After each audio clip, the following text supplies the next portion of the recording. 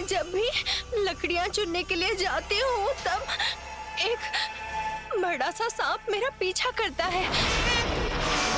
वो सांप मुझे काट ना ले इस बात से मुझे बहुत डर लगता है।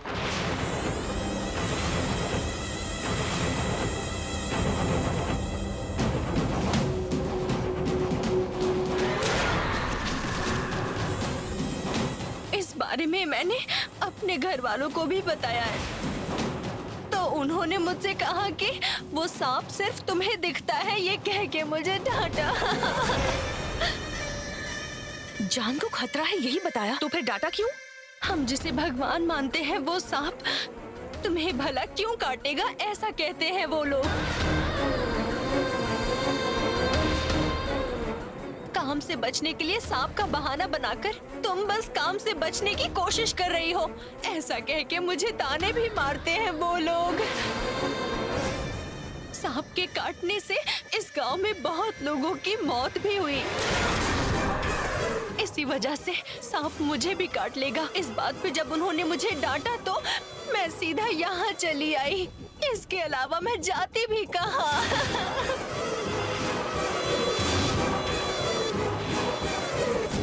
ठीक है, तुम्हारे लोग यहाँ आकर तुम्हें ले जाएं, तब तक तुम यहाँ रह सकती हो। हमारे पास नागबंधन का कुमकुम है। जब तक तुम हमारे घर में हो तब तक सांप तुम्हारा कुछ नहीं बिगाड़ेगा। तुम्हें मारने के लिए कौन सा सांप आता है मैं भी देखती हूँ। तुम बिल्कुल मत डरो, यहाँ आराम से रहो। हमारे पिताजी ने कहा ना कि तुम हमारे घर में रहकर कुछ काम कर सकती हो। हाँ ठीक है, चलो अंदर आ जाओ। आ जाओ बेटी।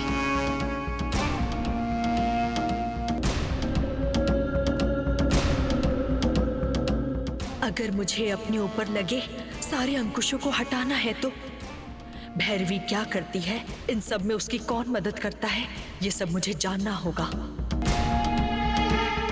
और वो जानने के लिए मुझे हमेशा उसके पीछे रहना पड़ेगा, उस पर हर पल मुझे नजर रखनी पड़ेगी। इसीलिए ये सब नाटक करना पड़ा मुझे।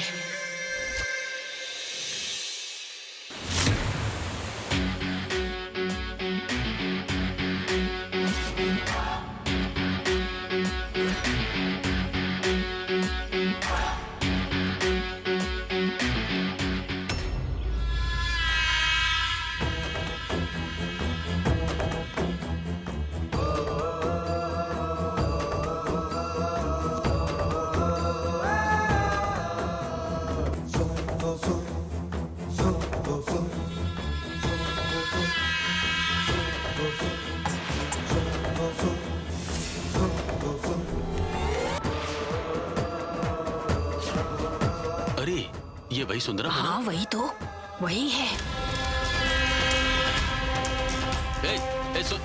सुंदरम जल्दी आओ, हाँ जल्दी। चलो। रुकना।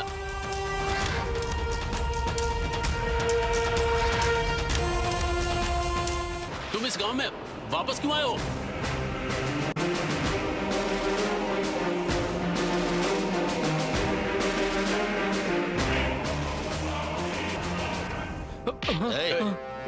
क्या हुआ? तो सुंदरम है ना? तुम हमारे गांव में वापस क्यों आ गए? कृष्णकांत जी से बात करनी थी इसलिए। उनसे क्या बात करनी है? नहीं यहाँ से। उनसे बात करने के बाद मैं चला जाऊंगा। एक बार में बात समझ में नहीं आ रही है क्या?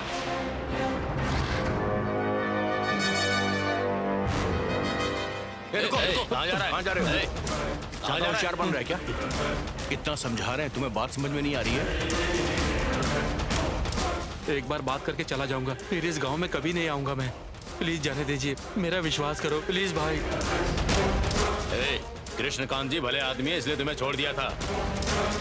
इसका दिमाग खराब हो गया, ये ऐसे नहीं मारने वाला है। मारो इसको, मारो। रुकिए रुकिए, मत मारिए। गांव में आना, सुनिए तो, मच गया। मत मारिए। अगर दोबारा यहाँ दिखा तो तुम्हें खत्म कर देंगे। रुकिए, मारो, रुकिए, और मारो अरे इसे। छोड़ दीजिए। अरे छोड़िए ना, क्या कर रहे हैं? क्या कर रहे हैं आप लोग? हुआ क्या है? क्यों मार रहे हैं इसे? कृष्णकांत जी ने इसे गांव से बाहर निकाल दिया था, मना करने के बाद फिर से दोबारा आ गया ये। इसने ऐसा क्या किया था? ये आदमी कृष्णकांत जी के बेटे का मित्र था और हम लोगों को इस बात का शक है कि उनके बेटे की मौत के पीछे इसी आदमी का हाथ है।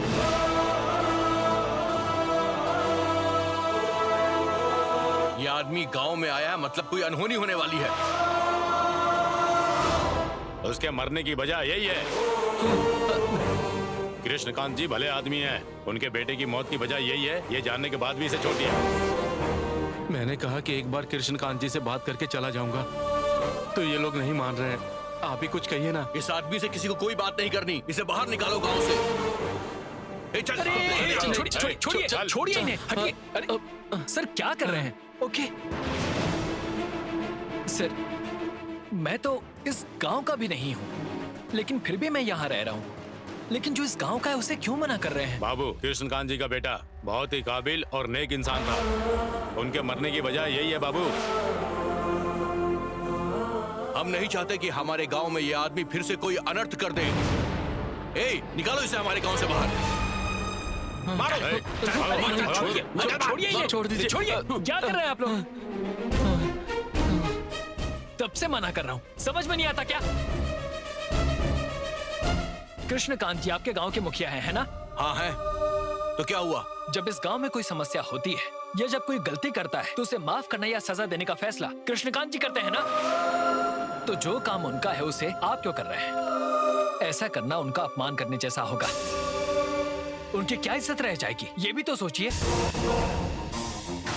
इन्हें कृष्णकांत जी से सिर्फ बात करनी है, उसके बाद इनका कहना सुनना है या नहीं ये उनकी मर्जी है। आप इन्हें क्यों रोक रहे हैं?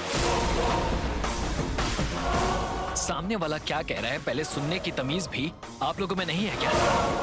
ये काम हमारा है या उनका है, ये वो खुद देख लेंगे। आप आइए sir. Thank you sir. It's okay, आप आइए, हटिए।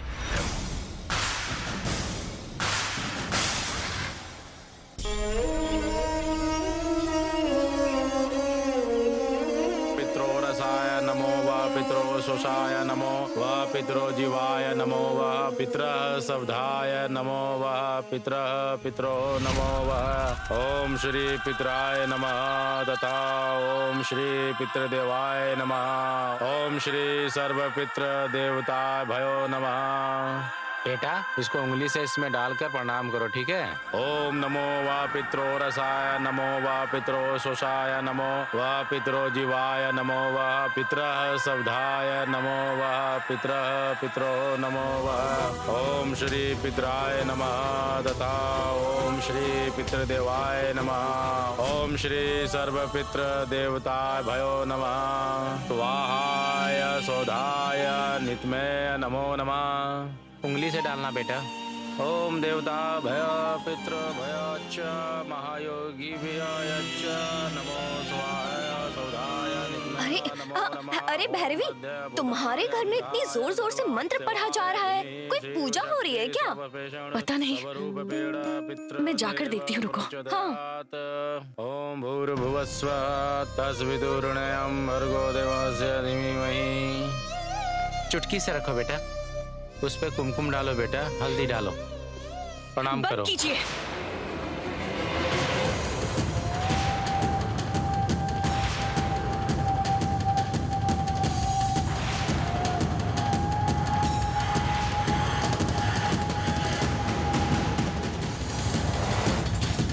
क्या कर रहे हैं आप लोग? आज के दिन तुम्हारे भैया गुजर गए थे। आज के दिन अगर पिंड प्रदान करेंगे तो उनकी आत्मा को परम शांति मिलेगी। Stop it!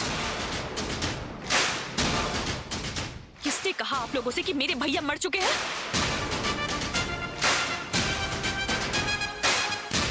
आप लोगों को सच्चाई पता नहीं है। आप लोगों के मन में जो आता है बस वही करते रहते हैं।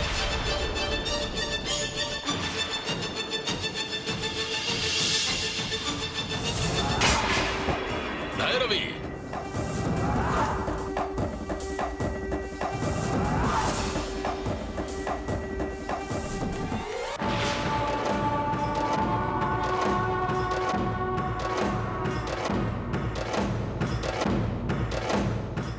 ये सब क्या कर रही हो तुम? पागल हो गई हो क्या? मुझे कुछ भी नहीं हुआ है। गलत फहमी की वजह से ये पागलपन तो आप लोग करते रहते हैं।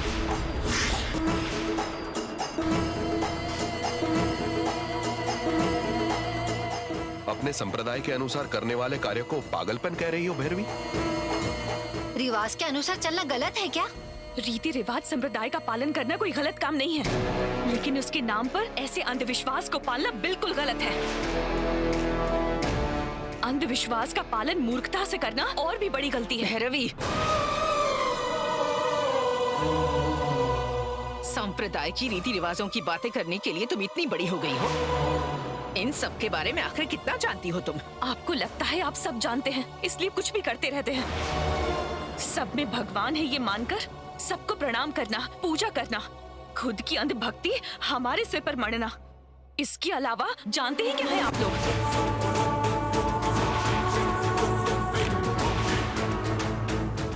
आप लोग जो भी बोलते रहते हैं, जो करते रहते हैं वही सही है। मुझे तो बस खड़े होकर ये सब देखते रहना चाहिए। मतलब हम जो कर रहे हैं वो गलत है क्या?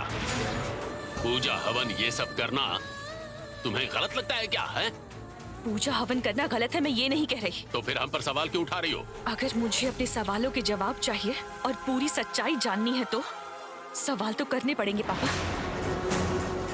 यहाँ सब लोग मुझे जज्बाती और बेवकूफ समझ रहे होंगे ना, लेकिन यहाँ मेरे दर्द से किसी को कुछ लेना देना नहीं है। मेरे भैया मर चुके हैं ऐसा आप लोगों को लगता है, लेकिन वो जिंदा है मुझे पता है। यही मेरा विश्वास है। आप लोगों का जो भी विश्वास हो मैं आदर करती हूँ। मेरे भरोसे की बात आई तब आप लोगों का आदर कहाँ चला गया? बोलिए पापा।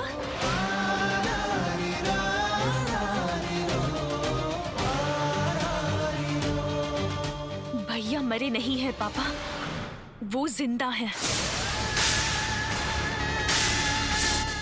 और वो मुझे सपनों में दिखते हैं।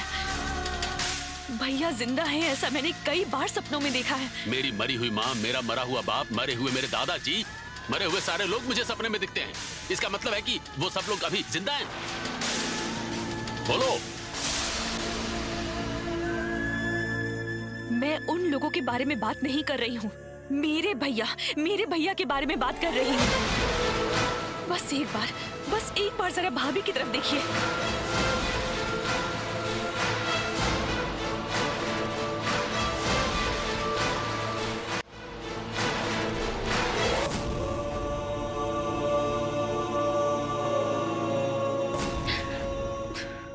हमारे घर में जिस भाभी को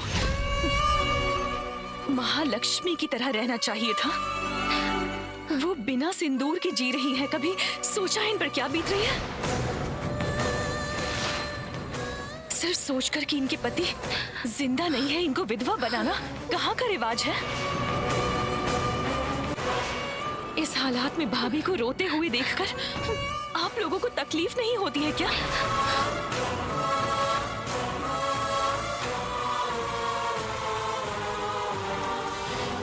इस उम्र में जीवन क्या है, मृत्यु क्या है, ये नहीं जानता। इस छोटे बच्चे के हाथों आप लोग पिंडदान करवा रहे हैं।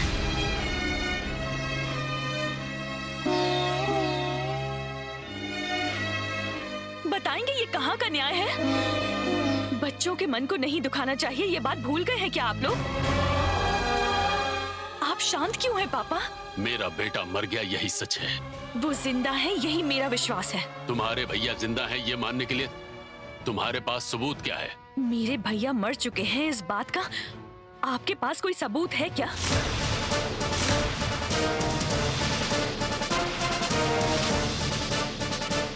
देखा ना, देख लिया। अच्छी पढ़ाई करके समझदार बनेगी, लोगों का कल्याण करेगी, ऐसा सोचकर मेरे मना करने के बावजूद तुमने इसे पढ़ाई के लिए अमेरिका भेज दिया। ज्ञान से ज्यादा अब इसकी जिद और मूर्खता बढ़ गई है, ये बात तुम्हें समझ में आ गई है ना? ये मेरी कोई मूर्खता नहीं है दादी माँ। मैं इन रीति रिवाजों के, संप्रदाय के खिलाफ नहीं हूँ दादी माँ। इन चीजों का मैं आदर करती हूँ। मैं तो आप लोगों के अंधविश्वास पर सवाल उठा रही हूँ। सिर्फ संप्रदाय और रीति रिवाजों को मानना ही काफी नहीं है। मरे हुए लोगों की शांति करने के लिए पिंडदान करना, पूजा करना, ये हमारा रिवाज है। तो फिर तुम्हें क्या हक बनता है हमारी संस्कृति, हमारे रीति रिवाजों पर सवाल उठाने का? सवाल नहीं उठा रही हूँ। आप लोग जो कर रहे हैं वो तरीका गलत है, ये बता रही हूँ। हमें गलत कह रही हो? रिवाज के बारे में तुम्हें क्या पता है जो हमें बता रही हो? जितना आप लोग जानते हैं शायद मैं उतना नहीं जानती, लेकिन मैं भी इसी घर में पैदा हुई हूँ, इसलिए मुझे भी रिवाजों के बारे में अच्छे से पता है पापा। क्या जानती हो तुम? हाँ? इंसान के जन्म से लेकर उसकी मृत्यु हो जाने तक, नामकरण, बरसी मनाना, अन्नप्राशन से लेकर अंतिम संस्कार तक, सब करने के लिए पूरी 16 विधियां होती हैं पापा। और ये विधियां करनी चाहिए शरीर को अग्नि देने के बाद, अग्नि देने से पहले नहीं करनी चाहिए, ऐसा लिखा है हमारे हिंदू धर्म के शास्त्र में। शास्त्र के अनुसार इस पिंड प्रधान विधि को दाह संस्कार करने के बाद ही करना उचित है। आपको तो शास्त्र के बारे में अच्छी जानकारी है ना, तो अब बताइए। हाँ बेटा, शास्त्र के अनुसार दाह संस्कार किए बिना पिंडदान नहीं करना चाहिए। सुना आप लोगों ने? वो मर गए हैं ये सोचकर भैया को आप लोगों ने दहन किया, उन्हें अग्नि दी। भैया जिंदा हैं, इस बात का सबूत आप लोग मुझसे हमेशा मांगते रहते हैं। अगर भैया मर चुके हैं तो इस बात का कोई सबूत है आपके पास?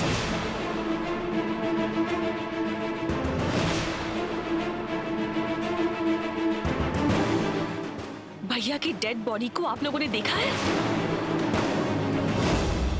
बोलिए ना। उनकी डेड बॉडी को देखे बिना ही आप लोगों ने ये मान लिया है कि वो मर चुके हैं। दाह संस्कार को किए बिना आप लोग ये पिंडदान क्यों करवा रहे हैं? आप लोग मुझे बता रहे हैं रिवाजों के बारे में, संप्रदाय के बारे में, लेकिन खुद जो कुछ भी कर रहे हैं शास्त्रों के विरुद्ध कर रहे हैं। आप लोग खुद संप्रदाय के विरुद्ध जा रहे हैं। आप लोगों को ये समझ नहीं आ रहा क्या?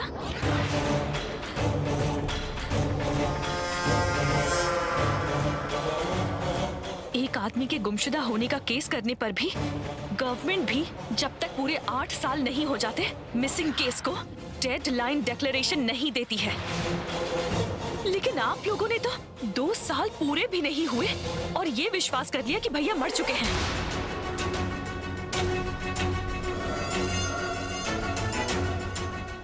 इसका मतलब आप लोग सिर्फ धर्म का ही नहीं, कानून और नियमों का भी पूरा उल्लंघन कर रहे हैं। ये बात आप लोगों के समझ नहीं आ रही ना? मैंने सोचा नहीं था कि भैरवी को इतनी जानकारी होगी। वही तो जानकारी है, इसलिए तो सुप्रीम कोर्ट के लॉयर की तरह हम लोगों से बात कर रही है। अभी कुछ उल्टा सीधा बोल दिया ना तो हमें मार भी सकती है। अभी तो चुप रहने में ही भलाई है। मैं आपके संप्रदाय या रीति रिवाजों पर सवाल नहीं उठा रही हूँ।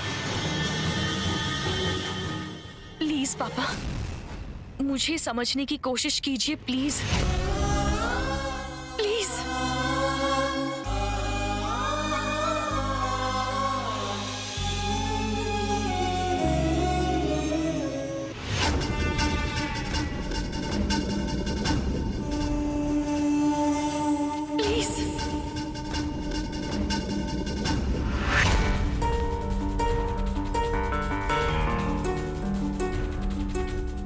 कृष्णकांत जी,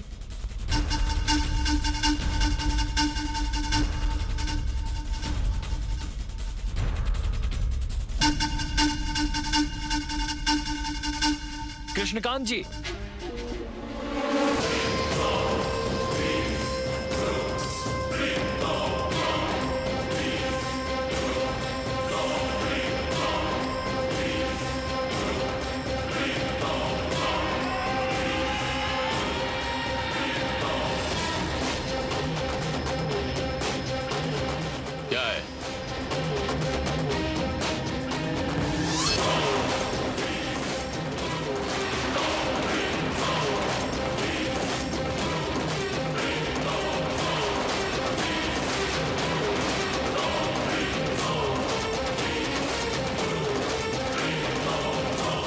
इन्होंने कहा कि ये आपके बेटे के दोस्त हैं। आपसे कुछ बात करना चाहते हैं।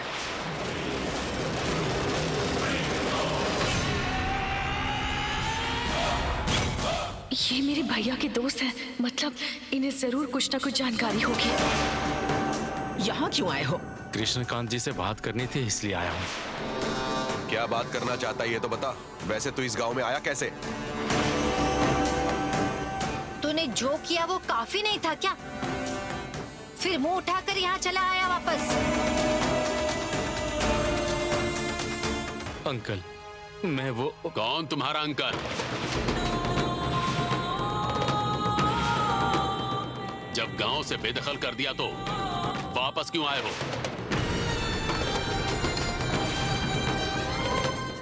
आपके बेदखल करने के बाद मुझे दोबारा यहाँ नहीं आना चाहिए। अब ये मैं अच्छे से जानता हूँ, लेकिन आदित्य की बरसी है, आपकी बेटी यहाँ आई है, आपको इस बारे में मैं कुछ बताना चाहता हूँ। जो मर गया और लौटेगा नहीं उसके बारे में क्या बताओगे? मुझे कुछ नहीं जानना, चले जाओ यहां से। वो इसे देखकर आप नाराज होंगे, हम जानते थे, इसीलिए हम इसे गांव से बाहर निकाल रहे थे। यही है साहब जी, हमने कहा था आप नहीं मिलेंगे, फिर भी लेकर आया है यहाँ पर। मैं तुम्हें जानता नहीं और तुम्हारी बात भी नहीं सुनना चाहता। तुम्हारी दोस्ती की वजह से आज मेरा पोता हमारे साथ नहीं है, तो फिर अब यहाँ क्यों आए हो और किसकी जान लेना चाहते हो? देखिए, आप इस घर की बुजुर्ग हैं, आप तो कम से कम मेरी बातों को सुन लीजिए। क्या कहोगे? इसमें मेरी कोई गलती नहीं है, मैं निर्दोष हूँ। ये सब आपके बेटे की वजह से हुआ है, यही सब ना? ऐसा बिल्कुल नहीं है, मैं आपको यही बताना चाहता हूँ कि असल में बात यह है कि नहीं, अब 1 मिनट भी मेरे सामने खड़े मत रहो, चले जाओ।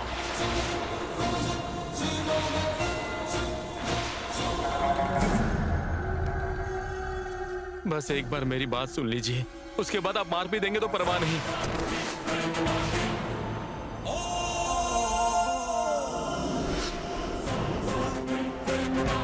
सर, फांसी पर चढ़ने वाले इंसान से भी उसकी आखिरी इच्छा पूछी जाती है। वो आप ही के बेटे के बारे में कुछ बताना चाहते हैं तो उन्हें एक मौका तो देकर देखिए, शायद उनकी बातों से आपकी कोई मदद हो जाए। एक बार इनकी बात सुनने में आपका कोई नुकसान तो नहीं है ना?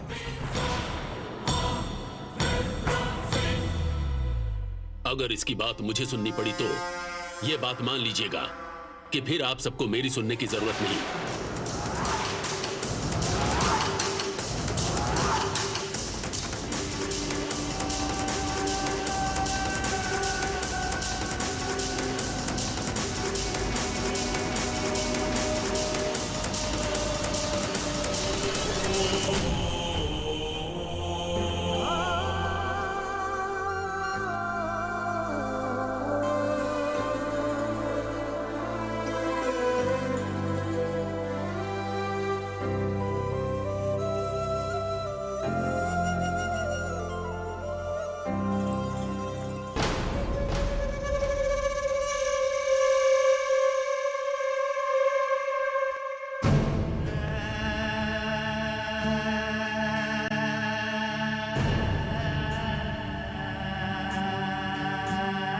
मैं जो कहने आया था, अगर आप सब मेरी बात सुन लेते तो शायद मेरे ऊपर जो कलंक लगा है वो धुल जाता। मुझे दोषी मानकर आप लोग मुझे वापस भेज रहे हैं, लेकिन एक ना एक दिन सच्चाई आपके सामने आ ही जाएगी। लेकिन आपने मेरी बात नहीं सुनी, इस वजह से कोई अनहोनी ना हो जाए, इस बात की मुझे फिक्र हो रही है।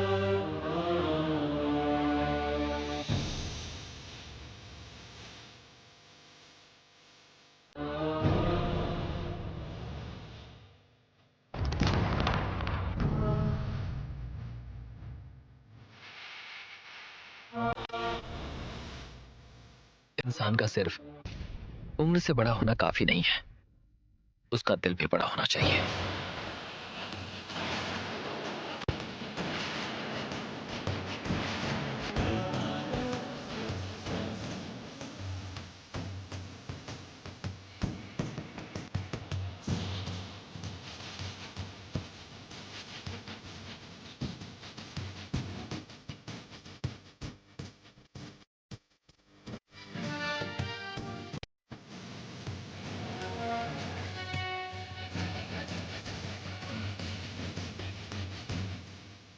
उनसे मिलकर भैया के बारे में जानकारी हासिल करनी होगी। सच्चाई क्या है ये उनसे ही पता चलेगा, लेकिन कैसे?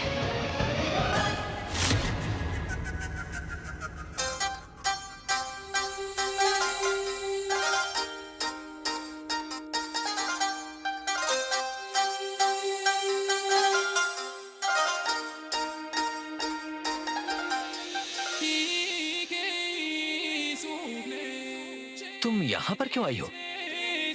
दादी ने तुम्हें भेजा है क्या? नहीं, मुझे तुमसे कुछ बात करनी थी।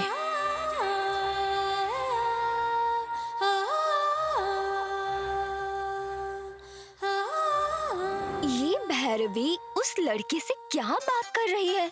बोलो। थैंक्स। किस लिए?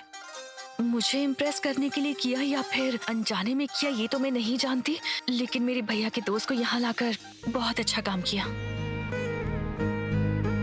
आपके घर वालों ने उन्हें बोलने का मौका ही नहीं दिया। इस बात का मुझे भी अफसोस है। अगर उन्हें वापस नहीं भेजते तो कुछ पता चल जाता।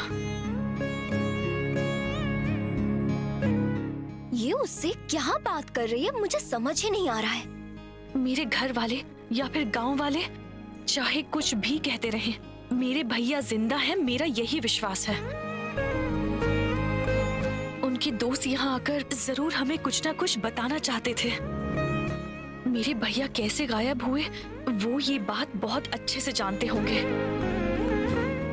इसलिए वो हमें कुछ ना कुछ बताने की कोशिश कर रहे थे। You're right, मुझे भी ऐसा ही लगा था। गांव वालों के उन्हें मारने के बावजूद उन्होंने निडर होकर तुम्हारे घर तक आने की कोशिश की, मतलब वो जरूर तुम्हारे भैया के बारे में कुछ जानते होंगे। मुझे तो लगता है यही बात होगी। हाँ, नहीं तो वो इतना रिस्क नहीं उठाते। उनके यहाँ आने के बाद मुझे यकीन है कि उन्हें कुछ ना कुछ जानकारी जरूर होगी। उन्हें जरूर कुछ पता है। उन्हें गांव वालों ने मना किया, फिर भी तुम उन्हें यहाँ मेरे घर तक लेकर आए। You have given me a ray of hope. इसलिए तुम्हें थैंक्स कहने के लिए आई हूँ। Thanks a lot.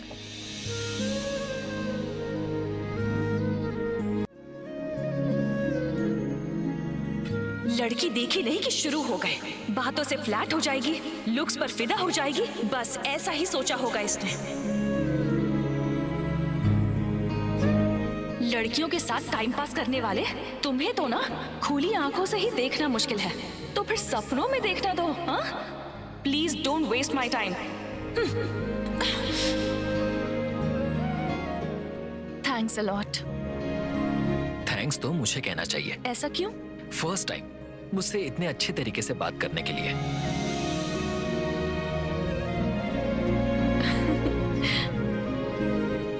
इन दोनों के बीच आखिर चल क्या रहा है? चलती हूँ।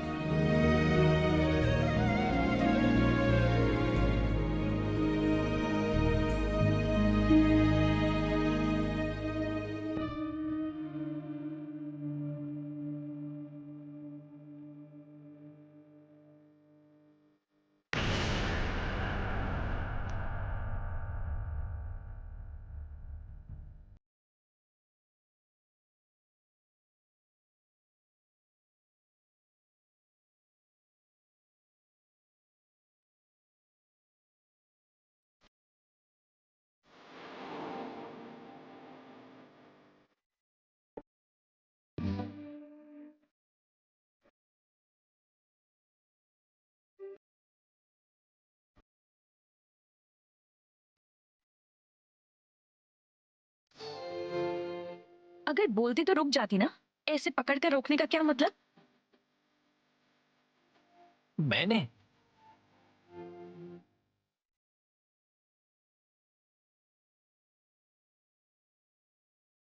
एक बार पीछे देखो।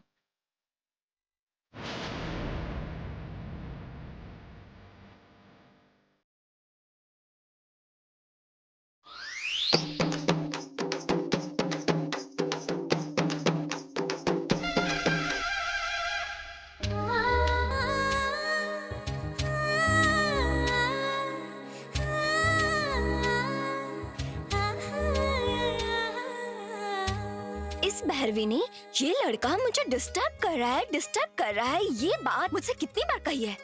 और यहाँ तो अलग ही सीन चल रहा है। सॉरी। मुझे थैंक्स कहने के 2 मिनट के बाद ही तुम्हारा सॉरी कहना ठीक नहीं लग रहा।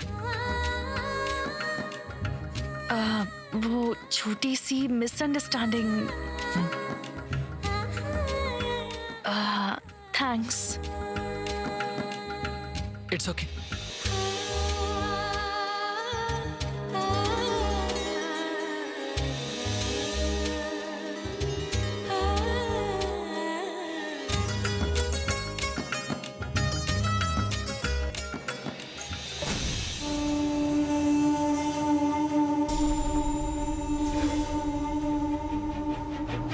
कृष्णकांत जी को सच्चाई बताने के लिए आया था, लेकिन मुझे बोलने का मौका ही नहीं दिया।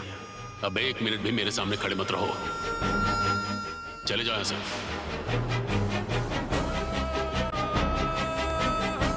अगर इसका कहना मुझे सुनना पड़े तो मेरी कही बात आप लोगों को मानने की जरूरत नहीं। सोचा था भैरवी आएगी अपने भाई के बारे में जानने के लिए, लेकिन वो भी नहीं आई। गांव में आने से मना कर रहे थे। मैं कुछ जानता हूं ये बोलने के बावजूद भी नहीं माने। बात सुनने की बजाय पागलों की तरह मारते रहे मुझको। क्या करूं मैं? ये तुम्हारे भक्त नहीं है माँ, मूर्ख है। 1 या 2 लोग नहीं है, सबके सब पागल है। ये लोग पागल है। सच्चाई जानने से पहले गांव का विनाश हो जाएगा, विनाश हो जाएगा। तुम ये देख लेना, तभी तुम्हें खुशी मिलेगी ना। हाँ, खुशी मिलेगी ना, बोलो।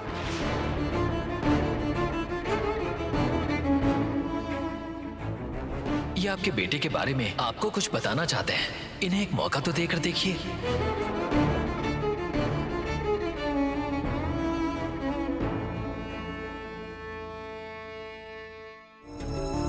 वो कुछ बताना चाहते थे लेकिन पापा ने मना कर दिया, वापस भी भेज दिया।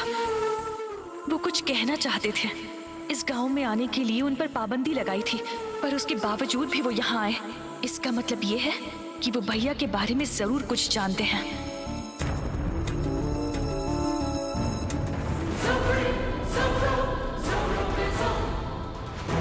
मैं उनसे मिलूंगी, लेकिन मैं उनसे मिल कैसे सकती हूँ?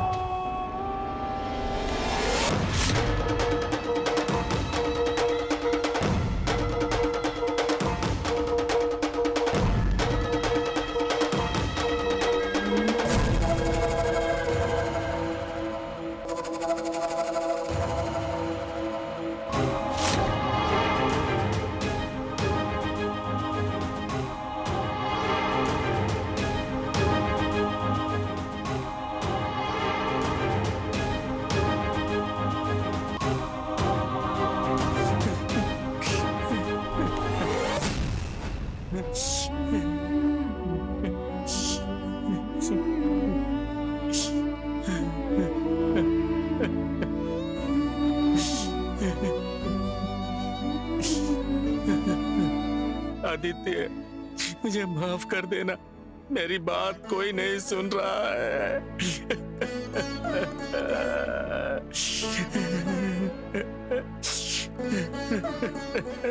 सुनिए,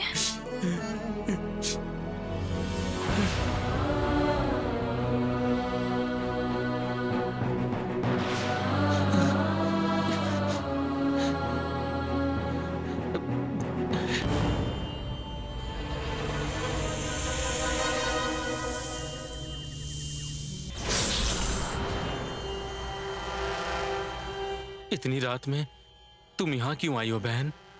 मैं यहाँ आपसे ही मिलने आई हूँ।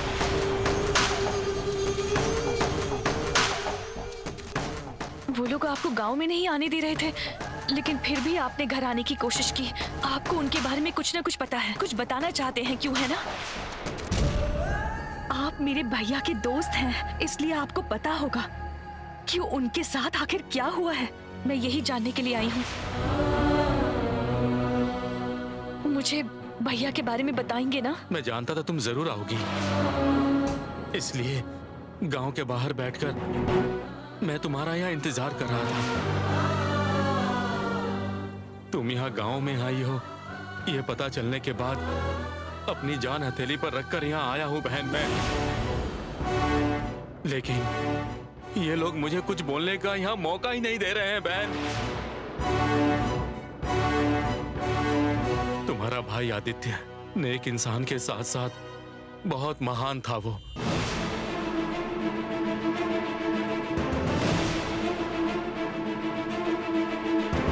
पूर्णिमा के रात तुम्हारे भाई ने उस मंदिर के रहस्य के बारे में बहुत सी जानकारी प्राप्त कर ली थी, पता है?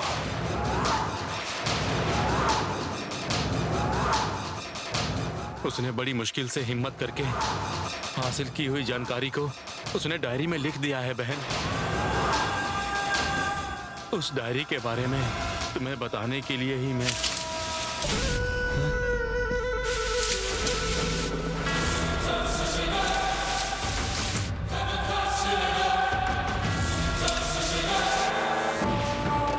बताइए ना।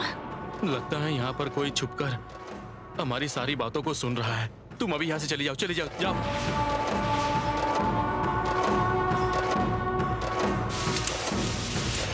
तुम चली जाओ बहन, जाओ बहन, जाओ। देखिए, इतना डरने की कोई जरूरत नहीं है। आपको कुछ नहीं होगा, मैं संभाल लूंगी। आप मेरे भैया के बारे में क्या जानते हैं बता दीजिए ना प्लीज। अरे यहाँ कोई ना कोई है बहन, तुम अभी जाओ, जाओ यहाँ से, जाओ। कहा ना कुछ भी नहीं होगा, मैं सब कुछ संभाल लूंगी, बताइए ना प्लीज। तुम उनका सामना कर सको इतनी ताकतवर नहीं हो तुम, वो सब जानते हैं। उनके रास्ते में जो भी आता है वो उन्हें खत्म कर देते हैं बहन। तुम यहाँ रुकोगी तो वो तुम्हें नहीं छोड़ेंगे। चली जाओ यहाँ से, प्लीज चली जाओ बहन। नहीं, प्लीज मेरी बात मानिए, बताइए मुझे। मेरी बात मान लो बहन, यहाँ से चली जाओ, चली जाओ। देखो, मैं तुम्हें कल दोबारा जरूर मिलूंगा तुमसे। जो भी जानना चाहती हो वो बता भी दूंगा मैं तुम्हें। अगर सब कुछ जानना चाहती हो तो तुम्हारा जिंदा रहना बहुत जरूरी है। प्लीज यहाँ से चली जाओ, चली जाओ। समझा करो बहन। मैं किसी से नहीं डरती, आप भी मत डरिए। मैं आपको कुछ नहीं होने दूंगी, घबराइए मत, मैं संभाल लूंगी। घबराइए मत, मैं अभी आती हूँ। हाँ, बस 2 मिनट में आती हूँ। बहन कहाँ जा रही हो? मत जाओ, रुको। बहन, बहन उधर मत जाओ। बहन, मैं कहता रुक जाओ बहन, रुको।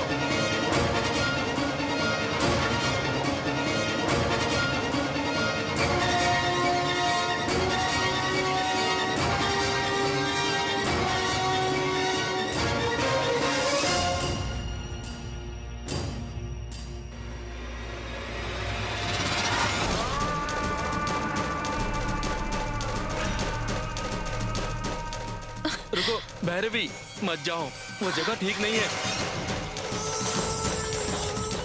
रुक जाओ बहन। डरिए मत, कुछ नहीं होगा।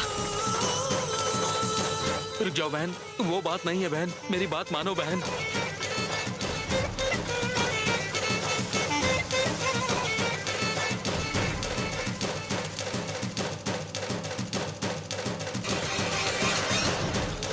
वो अच्छे लोग नहीं है, मेरी बात मान लो बहन।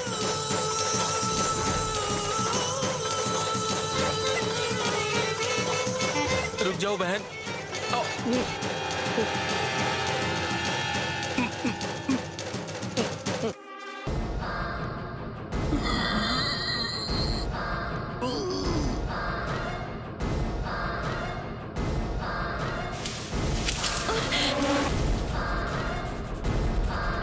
सुनिए, कहाँ हैं आप?